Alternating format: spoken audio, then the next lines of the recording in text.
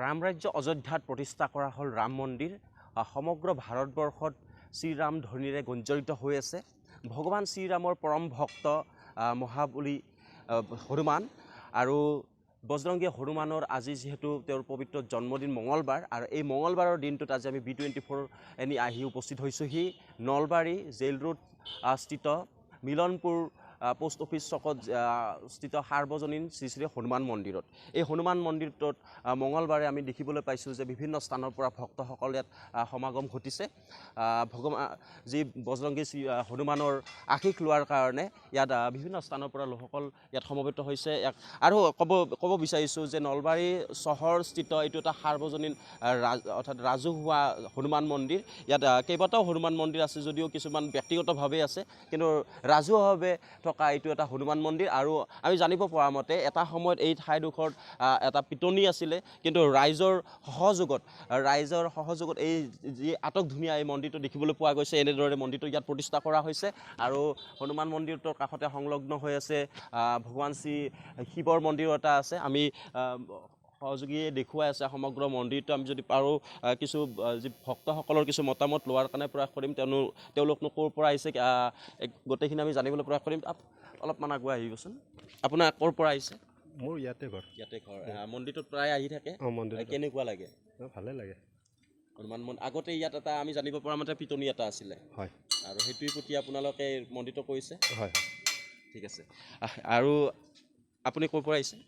মোৰো ওচৰতে প্ৰায় মানে প্ৰতি মঙলবাৰে এনে আহি থাকে? আহোঁ মাজে আহি ভাল লাগে নিশ্চয়? বহুত ভাল লাগে। হয়, ওচৰৰে আমি পাইছোঁ। আৰু ইয়াত ইতিমধ্যে হনুমান মন্দিৰত যি পূজা অৰ্চনা চলি আছে, আৰু বিভিন্ন স্থানৰ পৰা ভক্তসকলো আছে। আমি যদি পাৰোঁ কিছু ভিতৰলৈকে আহিবলৈ প্ৰয়াস কৰিম আৰু ভক্তসকলৰ পৰাও কিছু মন্তব্য ল'বলৈ প্ৰয়াস কৰিম। দাদা, ক'ৰ পৰা আহিছে আপুনি? মোৰ ইয়াতে ঘৰ, আমাৰ মিলনপুৰ জেলখানাৰ এই ওচৰতে ঘৰ। কেনেকুৱা লাগে মন্দিৰটো? মন্দিৰটোতো মই নিজে কমিটিৰে আপুনি স্থাপন কৰাৰ বাবে আৰু মোটামুটি ইয়াত আমি ডনেশ্যন কৰিয়ে মন্দিৰটো স্থাপন কৰা হ'ল। আৰু নলবাৰী সদৰৰ ভিতৰত এইটো এটা ৰাজহুৱা মন্দিৰ, কিছুমান যদিও আছে কিন্তু ব্যক্তিগতভাৱে আছে ব্যক্তিগত হিচাপে বৰ্তমান এতিয়া আমি ৰাজহুৱা হ'ল। প্ৰথম আমি কেইজনমান ব্যক্তিয়ে তাৰমানে এইটো স্থাপন কৰা গ'ল। মানে ধৰক কাৰোবাৰ যোনে যি পাৰে সাহাৰ্য দি আমি স্থাপন কৰা। অনুক্ৰমে এতিয়া আমাৰ ধৰক নলবাৰী ডিষ্ট্ৰিক্টত মানে বাহিৰৰ পৰাও আছে, কিন্তু নলবাৰী ডিষ্ট্ৰিক্টত এইখিনি তাৰ এনেকুৱা মন্দিৰ নাই বুলি ক'ব পাৰি। আৰু আপোনাৰ নাম? মোৰ নাম দীপালী বৰ্মন। ইয়াতে আমি কমিটিৰে মানুহ। কি ক'ব মন্দিৰটোৰ বিষয়ে? বহুত জাগ্ৰত মন্দিৰ, খুবেই জাগ্ৰত এইটো। আমিও কমিটিতে আছোঁ, ফাৰ্ষ্টৰ পৰা আছোঁ ইয়াতে। ইতিমধ্যে অৱগত কৰাইছে যে কেইগৰাকীমান ব্যক্তিৰ প্ৰচেষ্টাত প্ৰথমতে এই মন্দিৰটো প্ৰতিষ্ঠা কৰা হৈছিল, আৰু এতিয়া সকলো ৰাইজৰ সহযোগতে আটক ধুনীয়াকৈ ইয়াত মন্দিৰটো নিৰ্মাণ কৰা হৈছে। আপুনি ক'ৰ পৰা আহিছে? মই মুকালমৰাৰ পৰা আহিছে। কেনেকুৱা লাগিছে? বহুত ভাল লাগিছে। আগতে আহিছিলে নে প্ৰথম? নাই, প্ৰথম। মানে কেনেকুৱা গম পোৱা গৈছে মন্দিৰটোৰ বিষয়ে? গম পাইছোঁ আগতে, মানে আহি পোৱা নাছিলোঁ, আজি প্ৰথম আহিলোঁ। এনে কেনেকুৱা লাগিছে পৰিৱেশ? ভাল লাগিছে, পৰিৱেশটো বহুত সুন্দৰ, চব পিনে ভাল লাগিছে ন? হয়, এয়া মুকালমৰাৰ পৰা অহা বুলি আমি গম পালোঁ। অৰ্থাৎ নলবাৰী জিলাৰ বিভিন্ন স্থানৰ পৰা এইদৰে আহে, আৰু যি মাংগলিক বিধি বিধান অনুসৰি ইতিমধ্যে পূজা অৰ্চনাৰ কাম চলি আছে। আৰু আমি যদি সম্ভৱ হয় যি পৰিচালনা সমিতিৰ, এই পৰিচালনা সমিতিৰ বিষয়ববীয়াসকলৰ পৰা এই মন্দিৰটোৰ ইতিহাস সন্দৰ্ভত কিছু মন্তব্য লোৱাৰ কাৰণে আমি প্ৰয়াস কৰিম।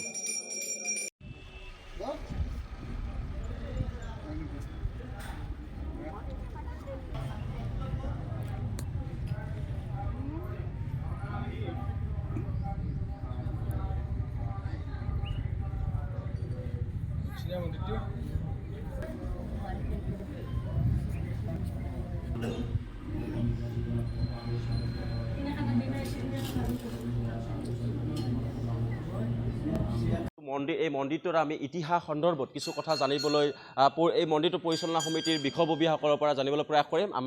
আমি দেখিবলৈ পাইছিলোঁ এই পৰিচালনা সমিতিৰ বিষয়ববীয়াসকল ইয়াত মন্দিৰটোৰ চৌহদতে আছে। আমি তেখেতসকলৰ পৰা এই মন্দিৰটোৰ ইতিহাস সন্দৰ্ভত কিছু কথা জানিবলৈ প্ৰয়াস কৰিম। প্ৰথমতে আপোনাৰ ওচৰলৈকে আহিছোঁ।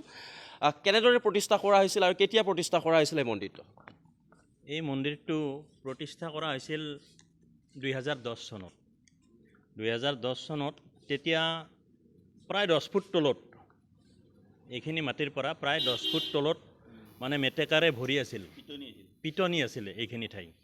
এইখিনি এনেকৈ যাব লাগিলে ভয় লাগে, গতিকে তাৰে পাছত ইয়াৰে আমাৰ স্থানীয় যুৱক বা এখেতসকলৰ সহযোগত আৰু তেখেতসকলে কি কৰিলে মানে আমি গোটেইকেইটাই আলোচনা কৰি পেলাই বুলি কি ইয়াতে মন্দিৰ স্থাপন কৰিলে যথেষ্ট ভাল হ'ব সেই বুলি পেলাই তেখেতসকলে এই মানে অধমক মাতি আনি পেলাই স্থাপন কৰিব দিলে এখেতসকলৰ সহযোগত সেইদিনা খুব ধুনীয়া কৰি ইয়াতে প্ৰভু হনুমান প্ৰভুক স্থাপন কৰি পেলাই আমি কিছুমান কথা কোৱা হৈছিল সেইদিনা মানে ভৱিষ্যতবাণী হিচাপে সেইটো আচলতে মই কোৱা নাছিলোঁ সেইটো কৈছিল হনুমান প্ৰভুৱে আৰু যিখিনি কৈছিলোঁ সেইখিনি ইয়াত কথা আজি আখৰে আখৰে পালন হৈ আছে মানে যে আহি তাৰমানে আগতে একেবাৰে অলপমান মাটিত আমি আৰম্ভ কৰিছিলোঁ বা গোটেই লগ হৈ পেলাই কিন্তু আজি কাষত সিপিনে আমি মাটি পালোঁ ইপিনে মাটি পালোঁ প্ৰভুৰ কৃপাত আৰু আমাৰ যিখন কমিটি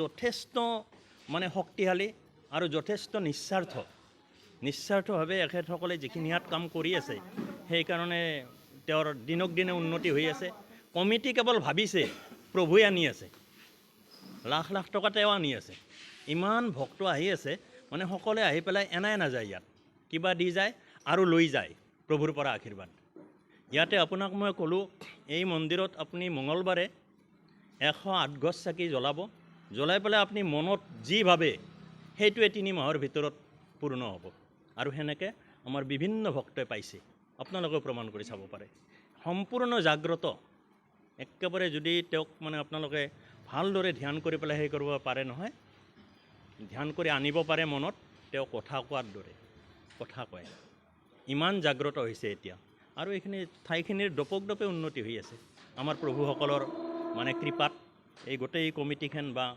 ওচৰৰ সহযোগী ৰাইজৰ সকলোৰে ইয়াত মানে কৃপা আছে আৰু আজি বিভিন্ন জেগাৰ পৰা নলবাৰী বুলি ক'লে নলবাৰী টাউনত ইমান ডাঙৰ হনুমান মন্দিৰ নাছিল আচলতে আছিলে কিন্তু ইমান ডাঙৰ নহয় সৰু কৰি স্থাপন কৰা আছিলে কিন্তু এইটো তেওঁ সঁচাই আহিম বুলি আহিছে ইয়াত আৰু যিদিনাৰ পৰা স্থাপন কৰা হৈছে সেইদিনাৰ পৰা আজিলৈকে তাৰমানে কেৱল উন্নতি খুব ধুনীয়া প্ৰভুৰ কৃপাত হয় জয় আপোনাৰ পাণ্ডিত্য তথা জ্যোতিষশাস্ত্ৰৰ কথা অকল নলবাৰী নহয় অকল ৰাজ্য নহয় সমগ্ৰ দেশতে চৰ্চা আছে আপোনাৰ পৰা জানিব বিচাৰিছোঁ যে ভগৱান শ্ৰীৰামৰ পৰম ভক্ত হনুমানক আচলতে কেনেদৰে আৰাধনা কৰিব লাগে যদিও কোৱা হয় মঙলবাৰ তেওঁৰ পবিত্ৰ বাৰ বুলি কিন্তু কেনেদৰে আচলতে আৰাধনা কৰিব লাগে তেওঁৰ বাৰ মঙলবাৰ হয় কিন্তু ঈশ্বৰক আৰাধনা কৰাৰ কোনো আচলতে সময় নাই আপুনি পবিত্ৰ মন এটা লৈ পেলাই যদি তেওঁ শ্ৰী হনুমান প্ৰভু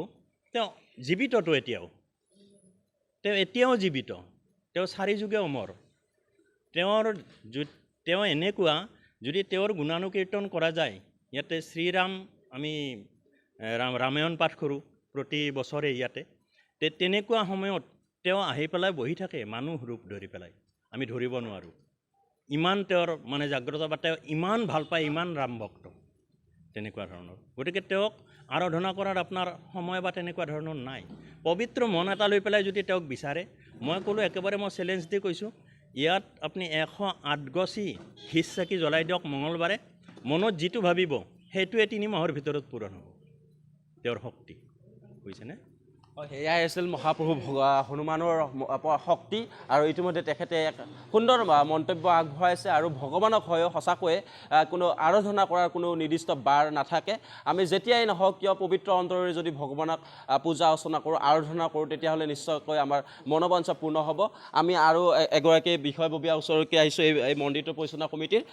কি ক'ব আৰু এই মন্দিৰটোৰ বিষয়ে আৰু চৰকাৰীভাৱে কিবা অনুদান পাইছেনে নাই নমস্কাৰ আমি চৰকাৰীভাৱে এনেকুৱা অনুদান আমি অৱশ্যে বিচাৰোঁ আমি যোৱাও নাই কিন্তু লাগি আছোঁ কিন্তু আমি সামাজিক ছাইডৰ পৰা বহুত লোকে আমাক সহায় কৰিছে যেনেকৈ আমাৰ প্ৰদীপ জৈন আমাৰ অহিংসা কেমিকেলৰ স্বত্বাধিকাৰ তাৰ পৰা আমি আমাৰ প্ৰদীপ জৈন গুৱাহাটীৰ এজন আছে তেখেতে বা এনেকুৱা বহুত লোক আছে বাহিৰৰ মানুহ যিসকল আমাক সহায় কৰি আজি মন্দিৰ আগবঢ়াই নিয়াৰ কাৰণে সহায় কৰিছে আৰু আমাৰ যিসকল আমাৰ সদস্য আছে তেওঁলোকে নিজৰ পকেটৰ ধন খৰচ কৰি আগতে আমি ব্ৰাহ্মণক আমি দৰমহা দিছিলোঁ বা তেনেকুৱা কাৰ্যবিলাক আমি নিজে উঠাই পেলাই আমি কাৰ্যখিনি সমাপন কৰিছিলোঁ আজি এই মন্দিৰটোত অকল যে এটা কোনো এটা অঞ্চলৰ মানুহ জড়িত তেনেকুৱা নহয় বহুত দূৰৰ লোক মানুহ জড়িত হৈ আছে ইয়াতে আৰু তেখেতসকলে আহি ইয়াতে পূজা পাঠ কৰে বা তেখেতসকলৰ মনোবাঞ্ছাও পূৰ্ণ হয় আৰু আমাৰ দেৱে তেখেতে আমাৰ প্ৰতিষ্ঠাৰ পৰা আমাৰ জড়িত তেখেতে কৈছে যে 100% কনফিডেঞ্চ আছে যে ইয়াতে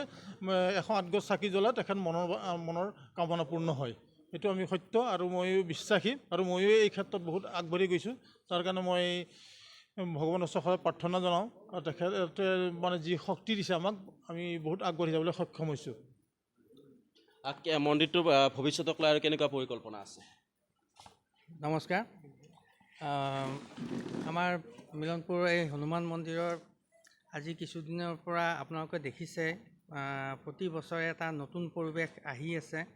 আমাৰ আগৰ বক্তাই কৈয়ে গৈছে, আমাৰ প্ৰভুৱে কৈয়ে গৈছে, ইয়াত জাগ্ৰত হনুমান মন্দিৰ, ইয়াৰ এটা বিশেষ এটা কিবা আকৰ্ষণ এটা আছে আৰু ভক্তই আহিলে ইয়াত মনৰ বাঞ্ছা পূৰণ হয়ে। অন্তৰৰ পৰা যদি শুদ্ধ মনেৰে ইয়াত সেৱা লয় তেনেহ'লে মনৰ বাঞ্ছা পূৰণ হয়। আৰু ভৱিষ্যত পৰিকল্পনা আমাৰ আছে, যথেষ্ট আছে। ইয়াত প্ৰেক্ষাগৃহ বনাব লাগে, এখন ডাঙৰ ডাঙৰ চোতাল এখন বনাব লাগে।